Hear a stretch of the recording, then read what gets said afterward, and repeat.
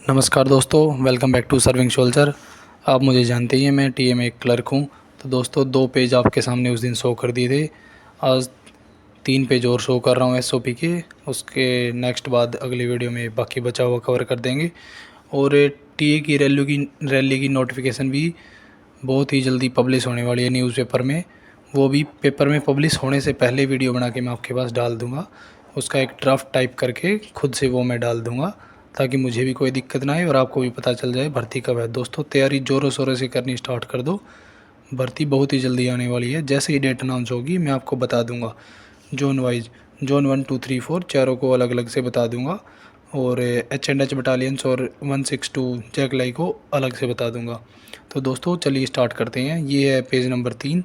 इसमें साफ साफ लिखा हुआ आप देख सकते हैं, the recruitment will be carried out in 3 stage. 3 stage के अंदर जो रिक्रूटमेंट है वो की जाएगी। स्टेज 1 होगा आपका documentation, physical test, medical exam, trade test. अब ट्रेड टेस्ट भी होगा क्लर्कों का, ट्रेडमैन का, तब उनको एडमिट कार्ड इशू किए जाएंगे। स्टेज 2 में जितने भी पेंडिंग डॉक्यूमेंट्स हैं वो लिए जाएंगे उनसे और उनका मेडिकल किया जाएगा। स्टेज 2 में फिर रिटन टेस्ट होगा। जो पहले स्टेज 1 को पास कर लेंगे उनका। स्टेज 3 में स्क्रीनिंग होगी, एप्टीट्यूड टेस्ट होगा और उसके बाद फिर आपका रिटन एग्ज़ाम लिया जाएगा। यहाँ पे सबसे पहले रनिंग है दोस्तों, रिटन एग्ज़ाम नहीं है आपका BRO, ARO, ZRO, AHQ, UHQ की तरह। फिर उसके बाद आपका रिज़ल्ट डिक्लेयर किया जाएगा। मतलब उसमें हर चीज़ देखी जाएगी रिज़ल्ट में। आपका डिस्क्रिप्शन टेस्ट पास कितना है, पुशअप्स में कितने मार्क्स है, मतलब फ़िज़िकल का क्या है, सब चीज़ वो करके उसके बाद फाइनल रिज़ल्ट डिक्लेयर किया जाएगा। फाइनल रिज़ल्ट डिक्लेयर करने की जो पॉलिसी होगी वो ADGTE का लेटर है 43558 रिक्रूटमेंट पॉलिसी GST TE3 की 2018 की, उसके हिसाब से आपका की जाएगी। वो पॉलिसी का लेटर भी मैं आपको दे दूंगा अगर किसी को चाहिए तो। उसके बाद एलिजिबिलिटी क्राइटेरिया क्या होगा, अच्छा करेक्टर होना चाहिए, वो सब आप 4th पेज में पढ़ सकते हैं। इसके बाद और बंदा किसी भी रिजर्व फोर्स में नहीं होना चाहिए, CAPF में नहीं होना चाहिए, स्टेट पुलिस फोर्स में नहीं होना चाहिए, पहले से किसी भी सर्विस से डिसमिस किया हुआ बंदा नहीं होना चाहिए, चाहे वो टीए में हो, चाहे रेगुलर आर्मी हो, चाहे नेवी हो, एयरफोर्स हो, किसी भी उसमें सर्विस में नहीं होना चाहिए। एक से ज़्यादा वाइफ ना हो, जैसे कई मुस्लिम भाई होते हैं उनकी 2-3 शादियाँ हो रखी है, वो इस सब के लिए एलिजिबल नहीं है। ये सब चीज़ नहीं होनी चाहिए। एजुकेशन क्वालिफ़िकेशन जो है वो बिल्कुल सेम है, जो ARO, BRO, ZRO, AHQ, UHQ की है वो सेम है इसकी। GD के लिए 10th pass, 33% in each subject और 45% टोटल। C2 ग्रेड से नीचे नहीं होनी चाहिए। वही क्लर्क के लिए 10th + 2 पास होना चाहिए। स्ट्रीम कोई भी हो, आर्ट हो, कॉमर्स हो, साइंस हो, 60% टोटल होने चाहिए, 50% हर एक सब्जेक्ट में होने चाहिए। और इंग्लिश कंपलसरी होनी चाहिए। उसके अलावा मैथ, अकाउंट या बुक कीपिंग या फिर बुक कीपिंग आपके पास 12th में कंपलसरी होना ही चाहिए। मैथ, अकाउंट, बुक कीपिंग, इन तीनों में से एक होना ही चाहिए। ये सारे कॉमर्स से रिलेटेड हैं। मैथ आपका साइंस में भी है, वैसे आर्ट में भी है और कॉमर्स में भी है, ये किसी में भी ले सकते हैं, बट अकाउंट और बुक कीपिंग ओनली कॉमर्स में है। इसके बाद दोस्तों चलते हैं पेज नंबर 5 पे। इसमें ट्रेडमैन के लिए दिया गया है 10th पास कंपलसरी है, हाउस कीपर और मैथ कीपर को छोड़ के। ये सिंपल 10th पास होना चाहिए, 33% ईच सब्जेक्ट में होने चाहिए। एग्रीगेट परसेंटेज 33% ही होनी चाहिए इसकी। हाउस कीपर और मैथ कीपर 8th पास भी हो सकते हैं।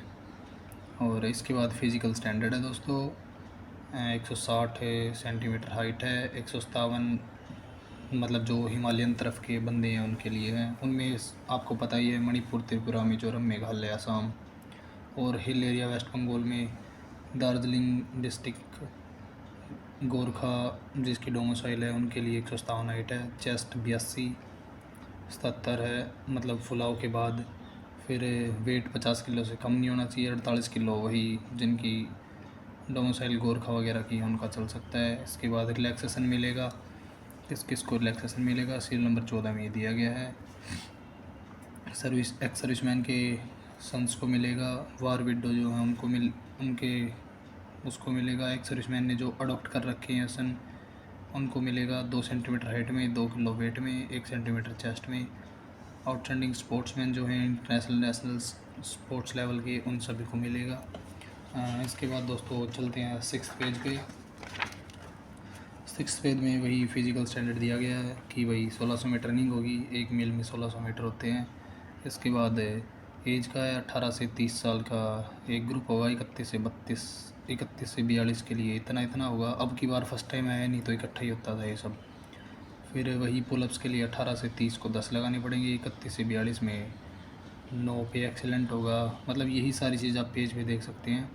बैलेंस 9 फीट डिच का है, वो चल के पास करना है, उसके लिए कोई वो नहीं है। सोल्जर क्लर्क के लिए पुलअप्स और जो रनिंग है वो सिर्फ क्वालिफाइंग होंगी, बाकी उसके मार्क्स नहीं जुड़ेंगे, सिर्फ एग्ज़ाम पे ही उसकी मेरिट लिस्ट बनेगी। टैटू का आपको पता है दोस्तों, परमानेंट टैटू किस किस बॉडी पार्ट्स पे नहीं होने चाहिए। इनर फेस पे नहीं होने चाहिए, 4 आर्म्स पे नहीं होने चाहिए। ये सब चीज़ें हैं टैटू के लिए। इसके अलावा दोस्तों 7th पेज पे हम चलें, ट्रेड टेस्ट है, आईटी और प्रोफेंसी टेस्ट है। क्लर्क का, ट्रेडमैन का एफिशिएंसी टेस्ट है। ये रेगुलर में भी चल रहा है, मतलब आजकल IHK MOD इन सब में भी चल रहा है, आपको पता ही है। कंडक्ट ऑफ रिटन एग्ज़ाम जो पॉलिसी आई थी 2019 में, सेम उसी बेस पे होगा। 2019 में फर्स्ट बार टीए का एग्ज़ाम हुआ था, उसके बाद 2020 में जो लास्ट भर्ती हुई थी, उसके बाद कोई भर्ती नहीं उसमें हुआ था, वही सेम एक बार और टेस्ट होगा। स्क्रीनिंग टेस्ट सोल्जर GD के लिए सिर्फ 162 टीए के लिए है, ये उसमें होगा। उसके बाद आपका रिटन एग्ज़ाम हो जाएगा, उसमें बोर्ड ऑफिसर बैठेगा, मतलब क्वेश्चन पेपर प्रिपेयर करेगा, फिर 3rd स्टेप में उसको प्रिंट कराएगा, 4th स्टेप में इन्वेस्टिगेट करेगा, फिर इवेलुएशन करेगा आंसर शीट का 5th स्टेप में, 6th स्टेप में स्क्रीनिंग करेगा सिर्फ H&H वालों की, फिर प्रिपरेशन ऑफ मेरिट लिस्ट करेगा, डीन इंडक्ट करेगा आंसर शीट को, और फिर फाइनल रिजल्ट के लिए उसको आगे देगा। इसके बाद 22 पैरा में दिया हुआ है, रेगुलर आर्मी की तरह कैंडिडेट की ट्रेनिंग वगैरह होगी। ये सब SOP के अकॉर्डिंग है, जो अपेंडिक्स C है उसमें जो सब दिया हुआ वही। अब चलते हैं दोस्तों लास्ट पेज की तरफ। अपेंडिक्स A जो है इसमें ही है, वो भी मैं इसके बाद डाल दूँगा कैसे कैसे क्या क्या होगा। फिर इसके बाद लास्ट में आपके काम का सिर्फ मतलब ये भर्ती में वीडियोग्राफी भी होगा, फ़ोटोग्राफी भी होगा, किसी प्रकार का कोई वो नहीं हो पाएगा, सब चीज़ होगा। और जो नॉन डिपार्टमेंटल रिक्रूटिंग है टीए की, वो होगी, उसमें कोई भी मतलब किसी प्रकार का कुछ धांधली वगैरह नहीं हो सकती। ये इसमें वो है, साफ़ तरह से भर्ती होगी बिल्कुल। ये इसका कंक्लूज़न है। इसके बाद अपेंडिक्स में डाल दूँगा, उसमें आप सब देख सकते हैं, पूरे 8 के 8 पेज की SOP अभी आपको शो कर दूँगा दोस्तों, ठीक है। इसके बाद भर्ती की कोई भी डेट आती है मैं आपको अपडेट देता रहूँगा।